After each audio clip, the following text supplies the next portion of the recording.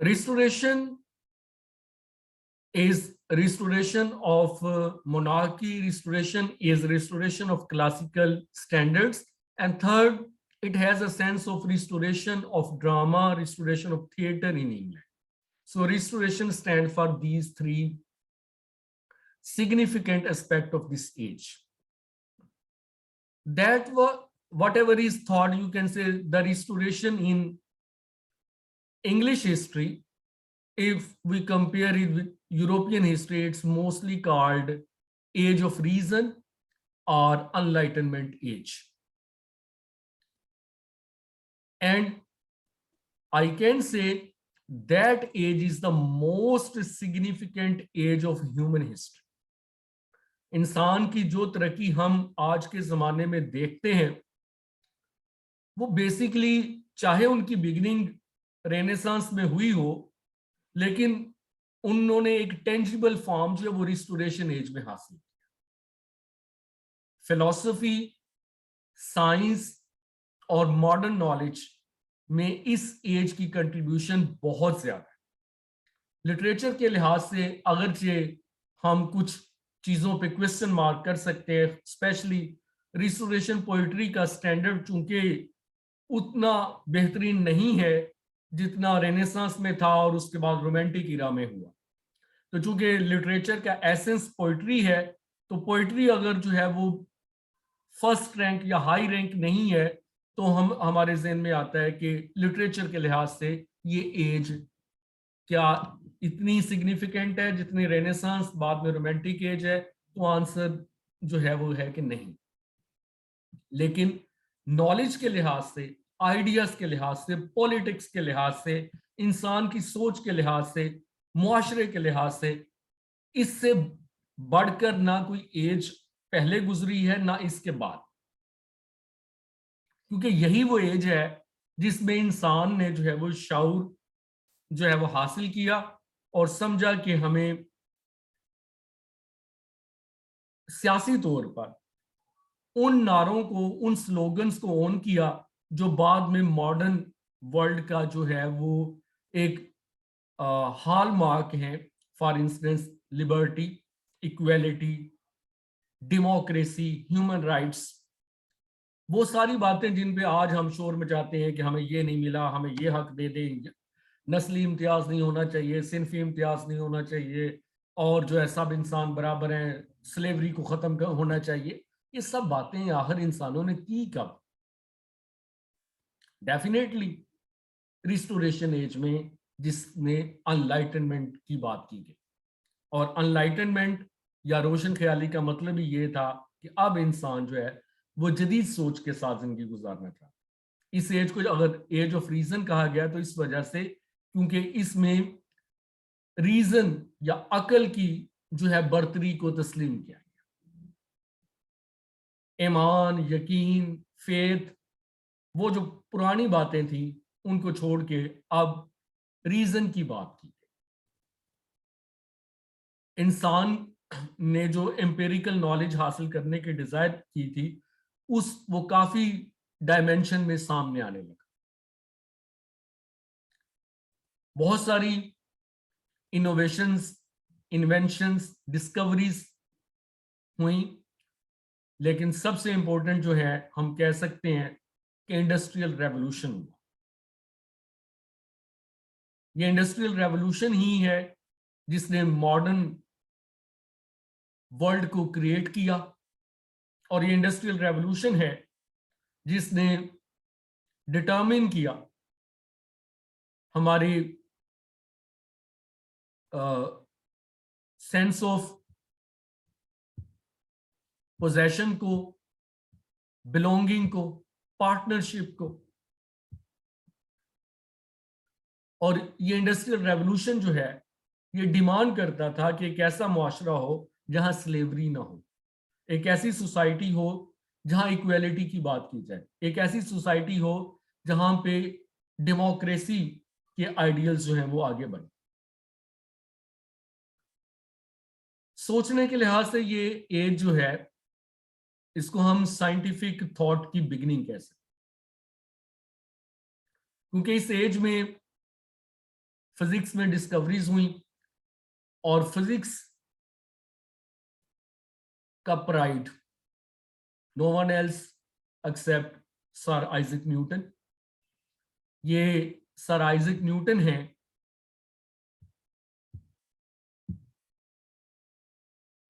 जिनकी कंट्रीब्यूशन से कोई भी इनकार नहीं कर सकता।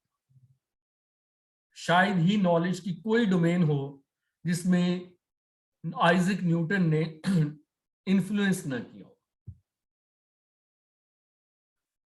आइजक न्यूटन और फिजिसिस्ट के डोमिनेंस में एक वर्ल्ड व्यू जनरेट हुआ 18th सेंचुरी में, जिसको हम कहते हैं ऑर्गेनिक वर्ल्ड व्यू, या नेचर के हवाले से, इस यूनिवर्स के हवाले से एक ऐसा वर्ल्ड व्यू क्रिएट किया गया कि universe is like a machine and every part of this machine has its own place and function। ये पूरी कायनात एक ऑर्गेनिक होल है और इस ऑर्गेनिक होल में ये ऑर्गेनिक होल जो है एक मशीन की तरह काम करता है और मशीन का हर पुर्जा अपनी सही जगह पर है और अपना काम करता है। और किसी एक पार्ट को, किसी एक पुर्जे को आप हिलाएंगे, खराब करेंगे तो सारा सिस्टम जो है वो खराब हो जाएगा। इसी वजह से ये कॉन्सेप्ट भी जनरेट हो गया कि if there is a machine there can be a operator of machine, if there is a universe there will be an operator of this universe and that operator of this universe will be God. यानी यहाँ पे science की जो knowledge है, science की जो discoveries हैं, उनका लेवल इस हद तक ही है कि वो समझते हैं कि एक गॉड जो है वो इस यूनिवर्स को चला रहा है। बाद में हम 19th सेंचुरी के सेकंड हाफ में देखते हैं, जब इवोल्यूशन थ्योरी आती है और जियोलॉजीज की डिस्कवरीज होती हैं, तो तब जाके गॉड को बिल्कुल जो है वो आउट कर दिया जाता है नॉलेज की दुनिया से। तब तक जो है गॉड को अफर्म किया गया 18th सेंचुरी में और समझा गया कि God exist and God is actually running this universe. जैसे मशीन का कोई ऑपरेटर चलाता है तो मशीन की एनालॉजी यूनिवर्स के लिए यूज की गई। नेक्स्ट, इस एज में जो पॉलिटिकल इंट्रीग्स हुई इंग्लैंड के अंदर, उन्होंने जो है वो स्पेशली इंग्लैंड और आयरलैंड के जो रिलेशनशिप है उसको काफी जो है वो इन्फ्लुएंस किया। दूसरी तरफ जो कैथोलिक और प्रोटेस्टेंट की रिफ्ट है वो भी हमें जो है मुसलसल चलती हुई दिखाई देती।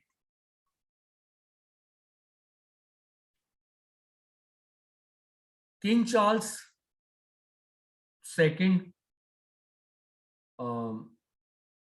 we know he was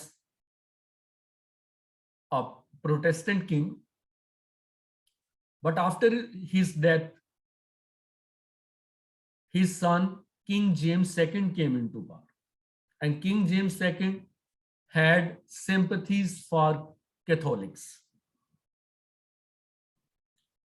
So again जो है कभी एक तरफ शिफ्ट हो जाता था, कभी दूसरी तरफ, गो के पॉपुलेशन जो है डोमिनेंटली वो प्रोटेस्टेंट ही रहे।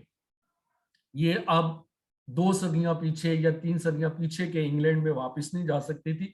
लोगों ने, बेचारों ने बड़ी मुश्किल से शायद पहले ही अपने रिलीजन को जो है वो री एस्टेब्लिश किया था और नए चर्च को ऑन किया था। अब बार बार कौन अपने जो है वो एफिलिएशन चेंज करता रहे। लेकिन जो किंग और रॉयल्स थे उनकी एफिलिएशन जो है वो चेंज भी होती रही और वो मैटर भी करती रही। उससे बढ़कर दैट इज ग्लोरियस रेवोल्यूशन 1688 1689 का वो इवेंट जिसको ब्लडलेस रेवोल्यूशन भी कहते हैं और ग्लोरियस रेवोल्यूशन भी कहते हैं। On one side that was actually to hold control over Ireland. On the other side, there was impeachment of King James II. King James second के लिए अब पार में कोई जगह नहीं बची थी, लिहाजा उसको इक़्तिदार से निकाला गया। लेकिन वो एक नेगेटिव एक्सपीरियंस जो रेनेसांस एज में हो चुका था, यानी किंग चार्ल्स को एग्जीक्यूट किया गया था, अब नहीं चाहते थे कि दोबारा ऐसा कोई स्टिग्मा क्रिएट किया जाए, लिहाजा किंग जेम्स सेकंड को एग्जाइल किया गया और इस तरह से चीजों को जो है वो मैनेज किया गया या अरेंज किया गया कि सब कुछ अच्छा अच्छा हो जाए। And for next 6 year King James daughter Mary second, she became queen, but that was a kingship, joint kingship. अब हम अक्सर सुनते हैं कि एक नियाम में दो तलवारें नहीं हो सकती, एक मुल्क में दो बादशाह नहीं हो सकते, लेकिन इंग्लैंड की हिस्ट्री में हम देखते हैं कि ये वाले जो 6 साल हैं 1680 to 1694 there were 2 kings. That was joint kingship of Mary James जो कि किंग जेम्स की बेटी थी, और विलियम ऑफ ऑरेंज जो उसका हस्बैंड है, एक फ्रेंच है, और ये दोनों जो है मिलके यहाँ पर रूल करते। बाद में मैरी की डेथ हो जाती है 1694 में, तो अगले तकरीबन 6-7 साल 1701 तक जो है विलियम अकेला ही रूल करता है, और उसके बाद Mary sister and King James daughter Queen Anne comes into power. यही वो क्वीन एन है जिसके साथ जोनाथन स्विफ्ट, गलिवर्स ट्रैवल का मोस्ट इंपोर्टेंट राइटर, उसकी कॉन्फ्लिक्ट पैदा होती। तो ये पॉलिटिकली इस किस्म के इवेंट जो हैं वो आ रहे हैं। इसमें सबसे इंपॉर्टेंट चूंकि थॉट समझा गया, तो थॉट की वजह से रिस्टोरेशन एज में फिलॉसफी ने बहुत ज्यादा जो है वो फ्लोरिश किया।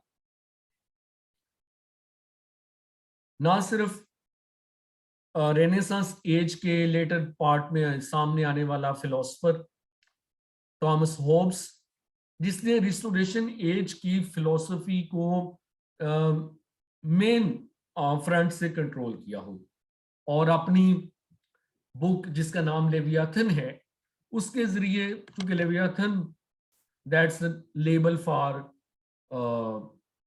सेटन Lucifer, but Thomas Hobbes use that label for human being. तो होब्स के मुताबिक human being are essentially evil, human nature is essentially evil. Hobbes का ख्याल है कि इंसान जो है वो है ही कमीना और है ही बुरा। अच्छाई इंसानों को जबरदस्ती सिखानी पड़ती, उसके लिए कभी स्कूल कॉलेज खोले जाते हैं, कभी जो है वो कानून बनाए जाते हैं, कभी मस्जिदों और मदरसों में जो है वो सिखाया जाता है, पता नहीं क्या क्या। आप अब तो सोशल मीडिया पे हम ये सुनते हैं कि पेरेंटिंग सीखें जी, और आप जो है ना बच्चों से बात करना सीखें, और पता नहीं क्या क्या, हर छोटी से छोटी चीज के ऊपर भी सिखाने का मसला डाल दिया। तो होब्स का ये ख्याल है कि इंसान जो है वो इनक्लाइन टुवर्ड्स इवल है, और उसको सिखा के, बड़ा दबा के, और कभी लॉज में जकड़ के, और कभी जो है वो कोई सख्ती करके किसी ना किसी तरह उसको जो है वो गुड कंडक्ट में रखना पड़ रहा है। ये वो आइडिया है जो बहुत ज्यादा डोमिनेट करता है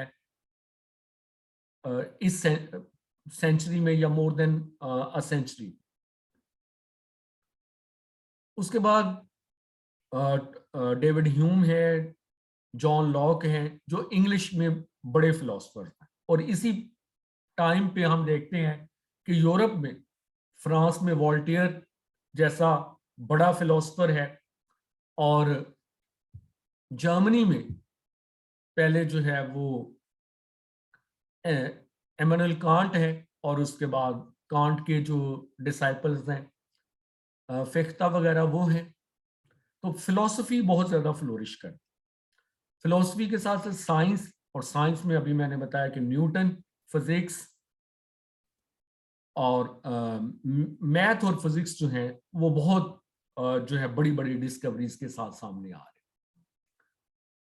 इसी तरह पब्लिक एजुकेशन का कॉन्सेप्ट आ रहा है, मिडिल क्लास का कॉन्सेप्ट आ रहा है, और ये पब्लिक एजुकेशन जो है अब मैस जो है उनको एजुकेशन करने के लिए क्या है कि बुक रीडिंग हो। प्रिंटिंग प्रेस तो पहले ही आ चुका था, बुक्स पब्लिश होती हैं, लाइब्रेरीज डेवलप होती हैं, बुक्स जो हैं वो बारो की जाती हैं या परचेज की जाती हैं और वो पढ़ी जाती हैं। वहां से आगे एक कल्चर है that is journals and periodicals, रिसाले निकलते हैं, मैगजीन निकलते हैं। Spectator Tatler, the most important magazine of that period, जो इसकी एक बड़ी फीचर है। चूंकि पोइट्री में डिटेल्स नहीं होती, poetry is like a riddle, poets express ideas but they don't delve into details. शायर जो होते हैं बड़ी बड़ी बातें करते हैं, और शायरों को हम तारीफ भी बड़ी करते हैं उनकी कि वो बड़ी ऊंची ऊंची बातें करते हैं, लेकिन किसी शायर से जरा थोड़ी सी तफसील मांग ले कि जनाब ये जो आपने मिसाली दुनिया का तस्वर पेश किया, जरा इसके ऊपर 100 सफ़े तो लिख के बताएं कि ये दुनिया बनेगी कैसे, तो शायर बड़े बड़े शायरों की बस हो जाए। इसकी एग्जांपल जो है वर्ड्सवर्थ से हम ले सकते हैं कि वर्ड्सवर्थ की जो पोइट्री में excursion, why did that book fail? Reason is the poet cannot afford to delve into details. So, but in prose, details are provided. Writers, they think in details with sufficient evidence. तो ये poetry की तरह बहुत उठाने वाला तो नहीं होता जैसे ब्लैंक वर्स है या बाकी जो ग्रैंड पोइट्री होती है, लेकिन ये इंसानों की सतह पे आकर किसी चीज की बहुत बेहतर एक्सप्लेनेशन कर। तो genre of prose restoration age में अपनी पीक पे पहुंचता है, और इस जॉनरा में बहुत ज्यादा डेवलपमेंट हुई है। Many people believe, many critics believe that English prose began with John Dryden. Dryden से शुरू करते हैं, और बहुत सारे राइटर्स को शामिल करते हुए, जिसमें सैमुअल जॉनसन भी हैं और जोनाथन स्विफ्ट। दूसरी तरफ प्रोज की ही एक्सटेंशन जो है वो एक जॉनरा डेवलप हुआ जिसको हम नॉवल कहते हैं, and novel is associated with the rise of middle class, with the rise of industrial world. अब ये नॉवल जो है हम समझ सकते हैं आज की दुनिया में पूरे लिटरेचर में सबसे डोमिनेंट जॉनरा नॉवल है, और ये नॉवल जो है ये इसी जमाने में सामने आता है। डैनियल डेफो का एक तरह का हाफ बेक नॉवल, और उसके बाद हेनरी फील्डिंग के नॉवेल्स, सैमुअल रिचर्डसन के नॉवेल्स, और ये सिलसिला आगे बढ़ता जाता है। तो as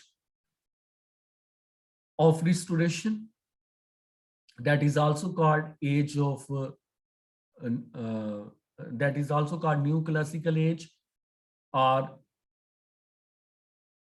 enlightenment age, age of reason, sometime called Augustan age, but Augustan age is only one part of that age.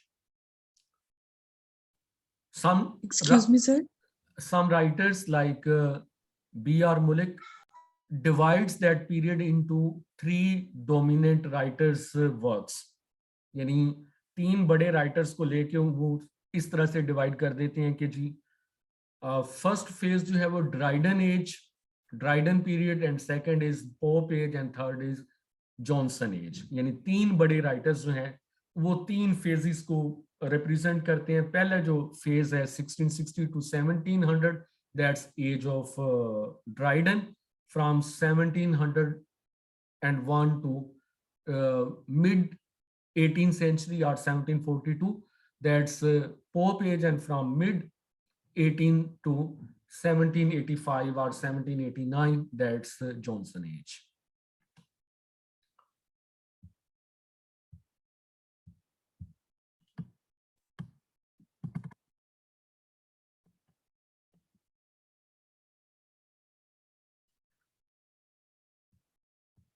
In that age,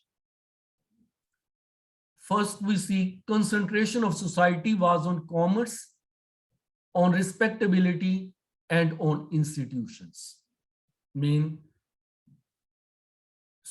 society focused on commerce, mutual respect, and institution.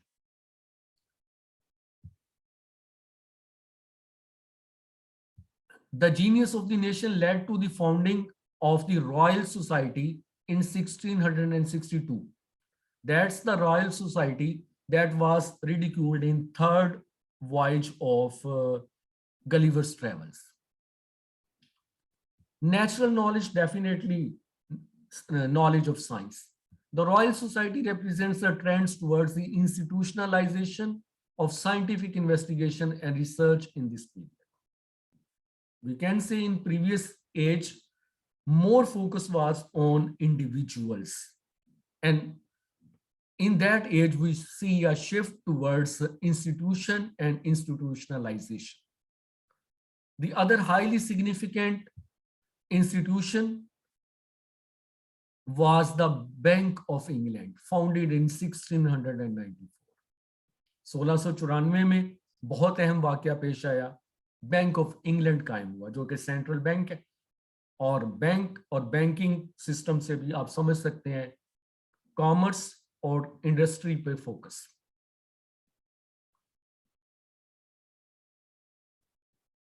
Leviathan was written by Thomas Hobbes, and Leviathan recalls medieval rather than Renaissance thinking. The Leviathan is the Commonwealth society as a total organism in which the individual is absolute subject of state control, represented by the monarch. Leviathan actually flourished the idea that individuals should be corrected by strong institution. It can be monarchy, it can be monarch, or it can be, you can say, those institutions which could control human beings like monarch.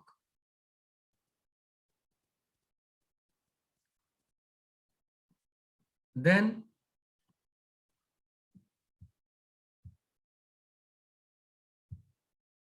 Leviathan also presented the idea of a binary of passion and reason.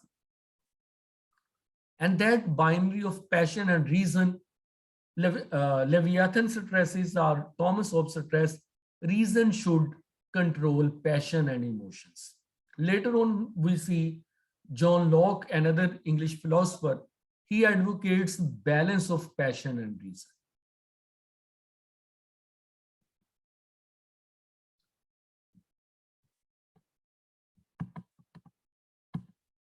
Significant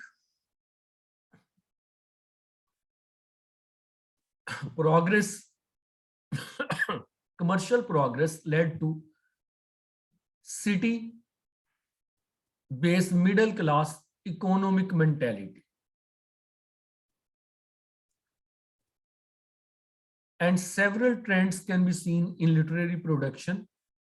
First, the rise of the novel as a popular, if critically, unprestigious genre. First trend is the rise of the novel. Second, the growth of journalism and magazines with a corresponding growth in professional authorship. Third, a noticeable increase in literary criticism leading to establishment of what was critically acceptable and what was not. That actually criticism laid the foundation of canons कि क्या standards हैं, क्या असूल हैं, क्या म्यार हैं, और चीजों को उस standards पर परखा जाए. That was the age in which rules were available, and works, literary works, they were evaluated on the basis of those rules, those canons, those standards. So literary criticism was very powerful, and there were critics like John Dryden, afterwards Samuel Johnson. A decline in the reputation of contemporary drama, while the theater attracted increasing support.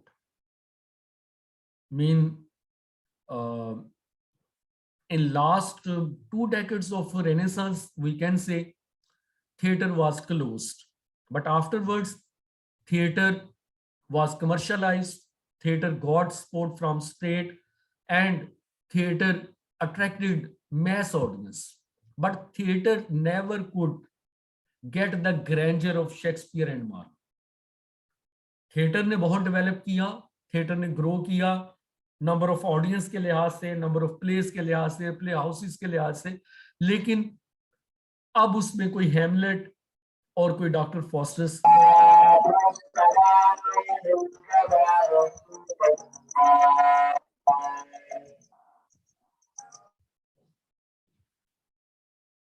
Produce नहीं हो रहे थे, बल्कि comic place जो है वो ज्यादा produce हुए. Restoration comedy, comedy of manners and sentimental comedy, ये 3 जो टाइप्स हैं ड्रामे की, इन्होंने मैस ऑडियंस हासिल की. पोइट्री में पहले तो न्यू क्लासिसिज्म को स्टैंडर्ड बनाया गया, और उसके बाद इसके खिलाफ एक रिएक्शन भी आया, with moves towards the funeral mode on the rediscovery of simpler values. चूंकि जो न्यू क्लासिसिज्म था उसने बहुत ज्यादा इंटेलेक्चुअल पोइट्री पर फोकस कर लिया था, तो उसके खिलाफ